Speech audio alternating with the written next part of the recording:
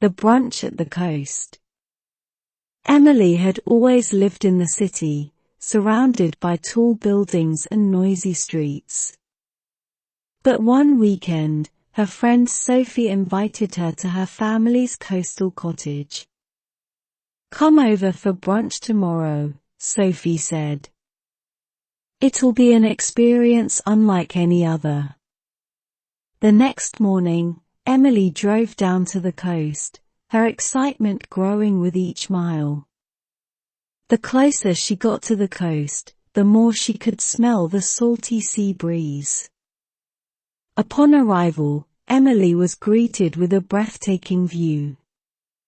The cottage was a quaint little place, with white walls and blue shutters, overlooking the vast, shimmering sea. Seagulls soared in the sky, their calls mixing with the sound of waves crashing against the shore. Sophie waved from the porch, wearing a sun hat and a bright smile. "Glad you made it," she shouted. The brunch table was set outside on a wooden deck, boasting an array of mouth-watering dishes. There were fresh oysters, grilled fish, homemade bread, fruit salads, and a pitcher of cold lemonade. But what caught Emily's attention was the unique centerpiece, a large glass bowl filled with seashells and seaweed, lit from below, giving the impression of a mini underwater world. As the two friends sat down, they were joined by Sophie's family. There was laughter, stories, and the joy of shared company. The conversation flowed effortlessly, from the beauty of coastal life to the hustle and bustle of city living. Emily savored every bite, especially the fish that tasted so fresh, probably caught just a few hours before. "This is amazing," she remarked. "I've never had such a wonderful brunch before." Sophie grinned. "There's something special about eating fresh food by the sea. It's an experience that stays with you." As the afternoon sun began to cast golden hues over the waters, Emily realized how different and serene everything felt at the coast. The calmness of the sea, the warmth of the sun, and the company of good friends made everything perfect. She took a deep breath, inhaling the fresh, salty air. "Thank you, Sophie," she said, looking at her friend. "This was exactly what I needed." Sophie nodded. "Anytime, Em. The coast has a way of healing the soul." That evening, as Emily drove back to the city, she felt rejuvenated. The brunch at the coast wasn't just a meal, it was a beautiful memory she would cherish forever. And she knew she would be visiting the coast more often now. Old friends. Lucas sat on a park bench, waiting. It had been over 15 years since he last saw Michael, his best friend from high school. They had lost touch after graduation, life taking them in different directions. But a few weeks ago, Lucas received a message from Michael saying he was coming to town and wanted to catch up. Looking around the park, memories flooded Lucas's mind. This was the same park where they had played football, had picnics, and shared countless secrets. They had carved their initials on a tree trunk, a symbol of their unbreakable friendship. Suddenly, a familiar voice called out, "Lucas!" Turning around, Lucas saw a man, slightly taller than he remembered, with a few gray hairs and a bright smile. It was Michael. The two friends hugged tightly. The years melted away, and it felt like no time had passed. "You haven't changed a bit," Lucas joked. "Neither have you," Michael laughed. "Well, maybe just a bit older and wiser."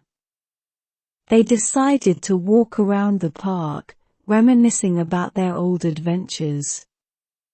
They talked about teachers, classmates, school trips, and even their first crushes. Every corner of the park held a story, and they took their time, reliving each one. Later, they sat at a cafe near the park, updating each other about their lives. Michael had moved to another city for work, got married, and had 2 kids. Lucas had started his own business and had traveled around the world. They exchanged photos, stories, and laughs. It was surprising how easy it was to pick up from where they left off. Their bond was still strong. They discussed dreams, future plans, and promised to stay in touch. As the sun began to set, they took a picture together, promising not to wait another 15 years to meet. True friendships never fade, no matter how much time passes, Lucas thought as he waved goodbye to Michael. He felt grateful for the past memories and looked forward to creating many more with his old friend. The Wisdom Age. Lily, a vibrant 10-year-old, often visited her grandmother, Mrs. Roberts, who lived in a quaint little house at the end of the street. The house, surrounded by blooming roses and towering oak trees, held secrets and stories of many generations. One sunny day, while they were sipping lemonade on the porch, Lily asked, "Grandma, why do you have so many wrinkles?" Mrs. Roberts chuckled, "Every wrinkle, dear, is a tale of life. They're not just signs of aging, they're signs of living, of experiences." Curious, Lily prodded, "Can you tell me a story from one of your wrinkles?" Pointing to a line on her forehead, Mrs. Roberts began, "This one here. This is from the summer I learned to ride a bicycle. I was about your age. I fell many times, scraped my knees, but I never gave up. It taught me persistence." Lily touched a wrinkle near her grandmother's eyes. "What about this one?" "That," Mrs. Roberts smiled, "is from all the times I laughed with your grandfather. We had countless moments of joy, silly jokes, and dances in the rain. It taught me the importance of finding happiness in little things." The afternoon continued with Lily pointing and Mrs. Roberts sharing tales of hardships faced, lessons learned, love found, and adventures had. Lily realized that aging wasn't about getting old, it was about gathering wisdom.